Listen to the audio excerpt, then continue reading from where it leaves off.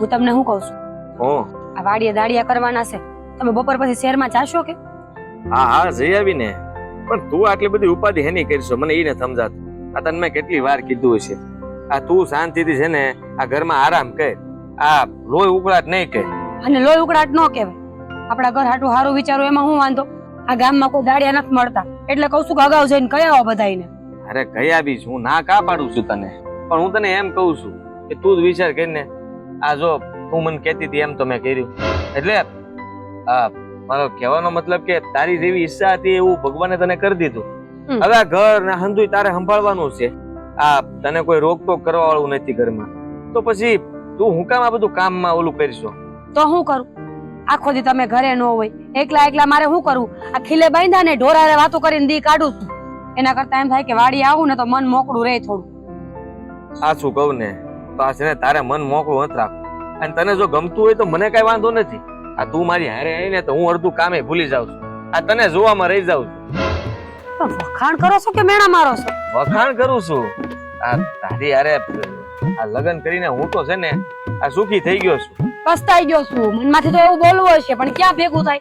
બોલી તો હવે બાદવાન થાય એમ છે. અરે તને કેમ સમજાવું કે તું મને મળી ને એ મારા નસીબ કહેવાય.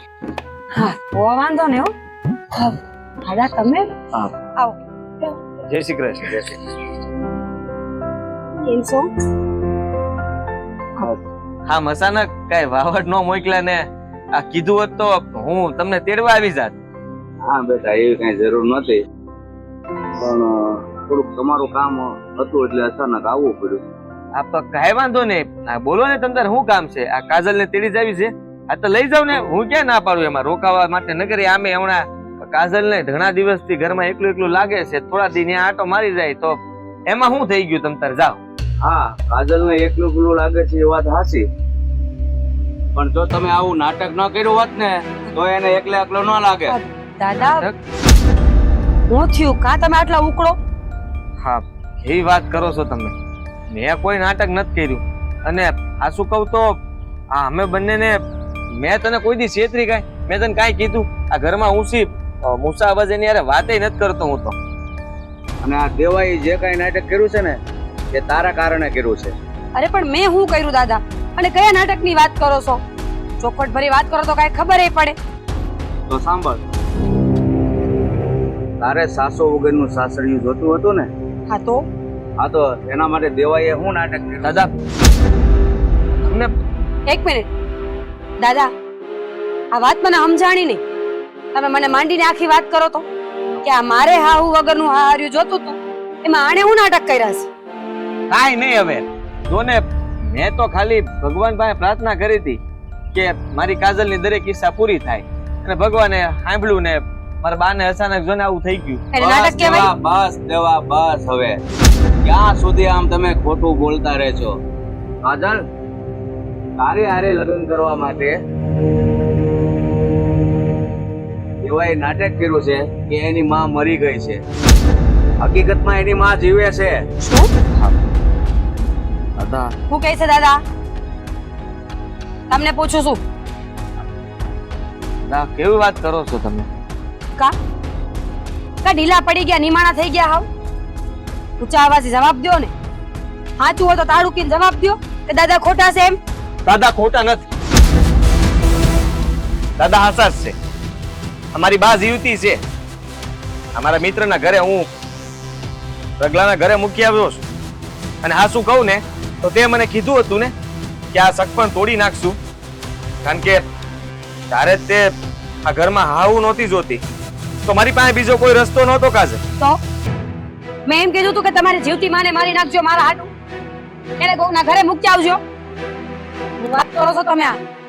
અરે હક પણ તૂટી જાત ને તો એક ટાઈમે પોહાત પણ. પણ આ ખોટું બોલીને જે ધતિંગ કર્યા છે ને ઈ નથી પોહાણ.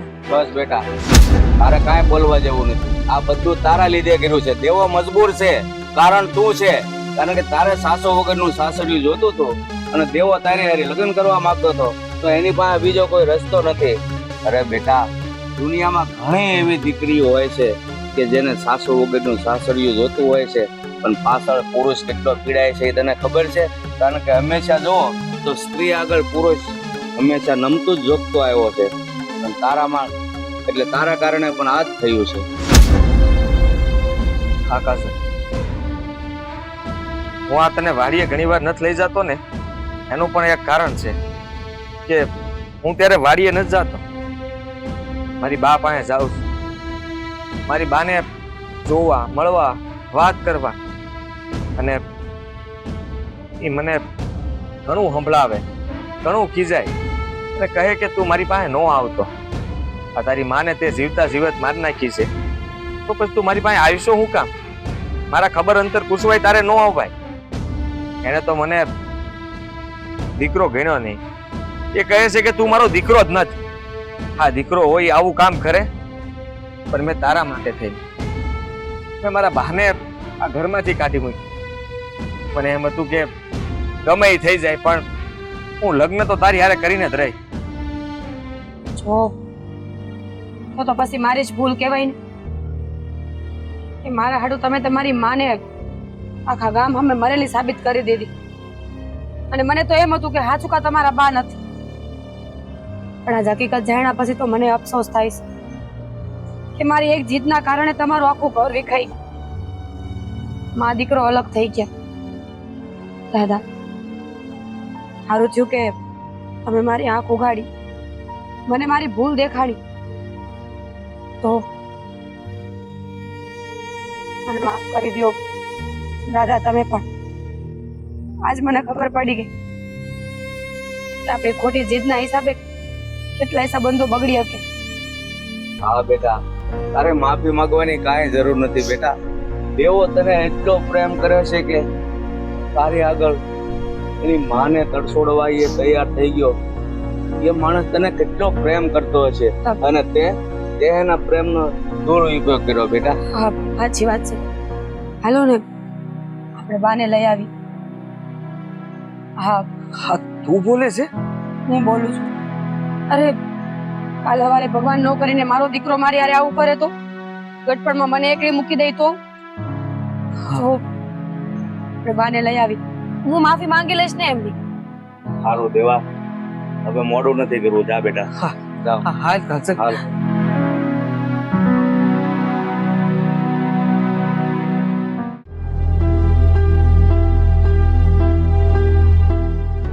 જો આ વાતની અમને કોઈને ખબર નહોતી.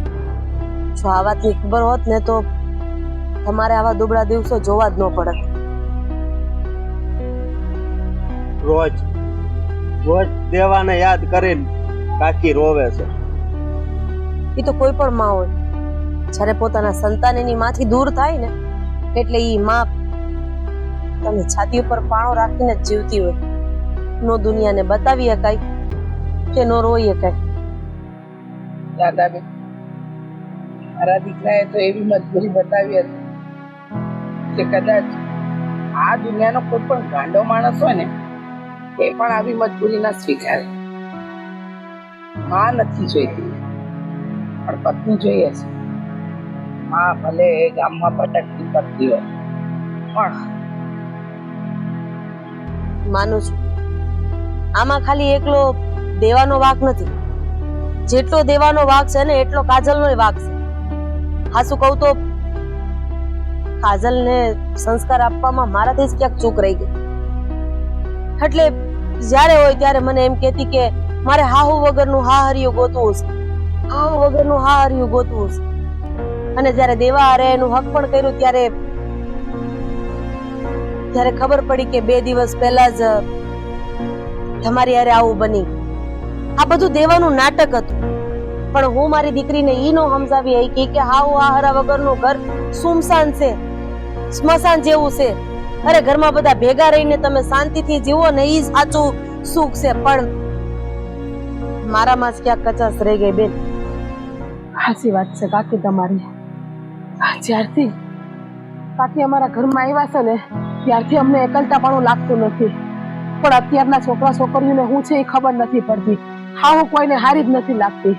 જેને હાહુ નથી એને હાહુનો મોહ છે કે હાહુ હોય તો કેવું સારું હતું, અને જેને હાહુ છે એને હાહુની કોઈ જાતની કદર જ નથી અત્યારે. આમાં એવું છે ને, માણાને પારખવા ને એ બહુ અઘરી વસ્તુ છે. હા, કોઈનું નામ તો નથી દેવું, પણ અમે હમણાં કથામાં ગયા હતા ને તો એ કથા હતી સેના ઉપર ખબર છે? મા બાપને ભૂલશો નહીં, મા બાપને ભૂલશો નહીં એની ઉપર એક ભાઈ બહુ સારું ભાષણ કરતા હતા. પણ પછી ખબર પડી કે આ ભાઈ છે ને એની જ માં વૃદ્ધાશ્રમમાં છે. હા કેવી એટલે જે બોલતા હોય ને એ કરતા ન હોય ને જે કરતા હોય ને એ બોલતા ન હોય. આવું સાચી વાત કે દીકરા કે દીકરી મા બાપને સંતાન ગમે ત્યારે તરછોડી શકે, પણ મા બાપને એના બાળક પ્રત્યેનો મોહ એવો હોય છે કે એ ક્યારેય નથી છોડી શકતો. મારા દીકરાએ મને જીતો જીવત મારી નાખી ને ત્યાર પછી પણ મને મારા દીકરા માટે એ જ લાગણી છે. અરે લાગણી ઓછી નથી થઈ, પણ બીજાબેન હવે નહીં, બહુ વાર માફ કર્યું. હવે માફીને લાયક નથી કામ કોઈ કરી મારા દીકરાએ.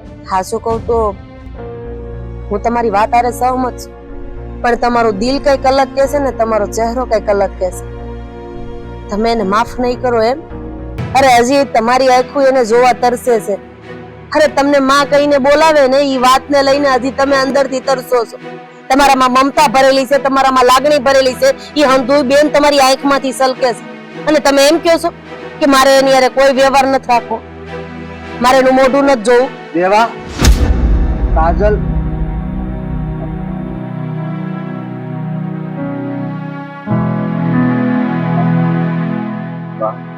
કાઈ બોલવાની જરૂર નથી, કારણ કે હવે બોલવા જેવું કામ તો તમે કર્યું નથી.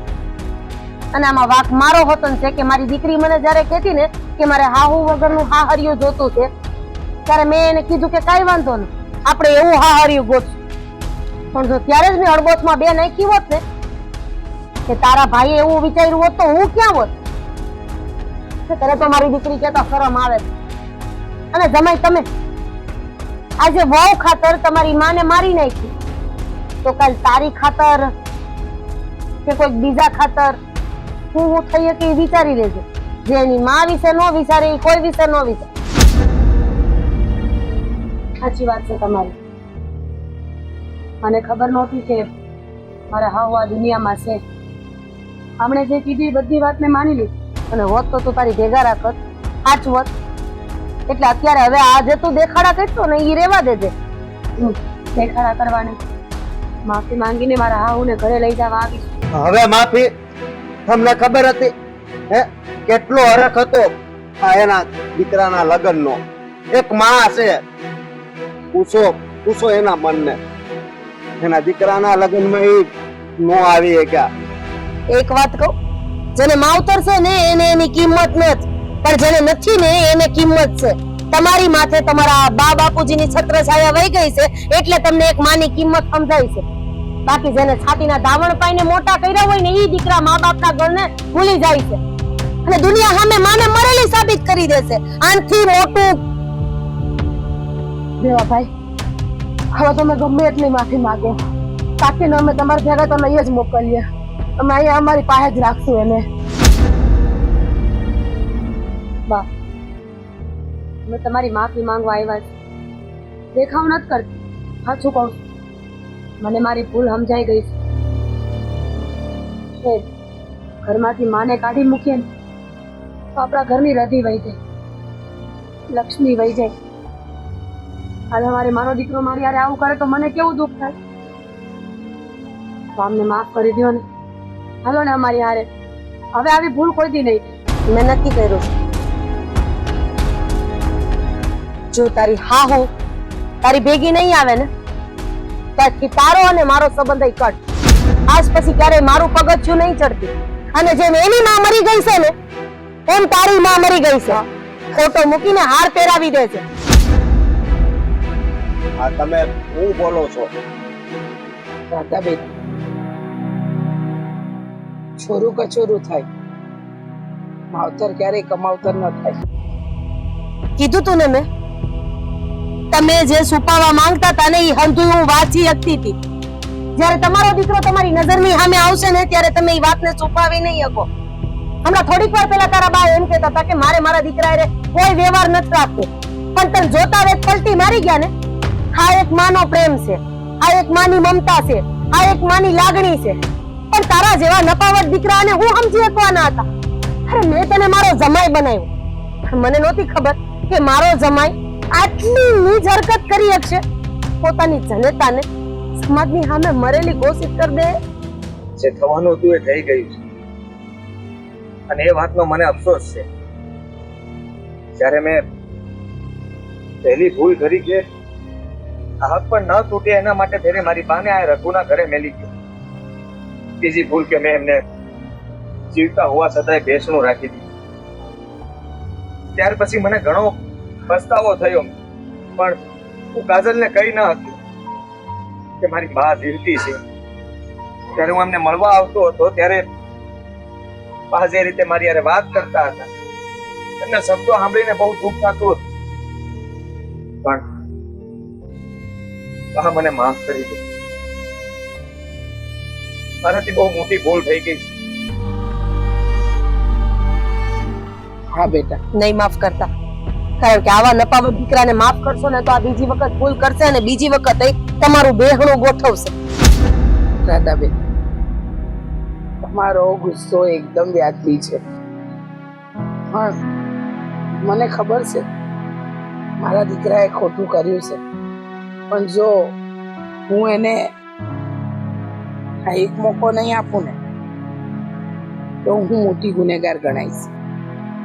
તમારે અમારી હારે આવવાનું છે, ભેળા રહેવાનું છે. હા બેટા. ના, દેવા તારા બાપ હવે અમારી ભેળા જ રહે. રઘુ, આટલો વખત મારા બાને રાખ્યા એ માટે તારો આભાર. પણ મને મારા બાની જરૂર છે. મારાથી જે ભૂલ થઈ ગઈ છે તો પ્રાયશ્ચિત તો કરવા દે.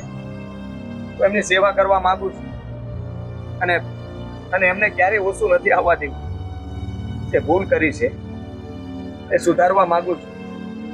હટાણ લગીન જે બાએ મને પ્રેમ આપ્યો, એક દીકરા તરીકે મારે એમને પ્રેમ આપવો છે. હા બેટા, હું આવીશ તારી હારે. ને રઘુ, તું મારો સગો દીકરો તો નથી. તારી હાથે જે લાગણીના સંબંધ બંધાયા છે ને બેટા, એ ક્યારેય નહીં તૂટે. હાથથી મારા બે દીકરા છે, એટલે મને મન ફાવશે ને ત્યારે હું મારા રઘુડાના ઘરે આવીશ. જોયું દેવાભાઈ, તમે બહાર કેટલું કર્યું તો પણ એનું દિલ કેટલું મોટું છે. ગમે એમ તો એ તમારી માં છે ને. કાલ સવારે તમારા સંતાન તમારી હારે આવું કરશે તો તમે શું કરશો? કહેવત છે ને કાકી કે માં ઈ માં, બીજા બધા વગડાના વા. દાદાબેન, માફ કરી દો તમે. જવા દો. મારી હામું હું જોવો છો? આ તમારા બા નથી દેખાતા? પગે પડીને માફી માંગો બે જણા. હાલો આમ. સારું પેલું તમે આ બાજુ આવ્યા.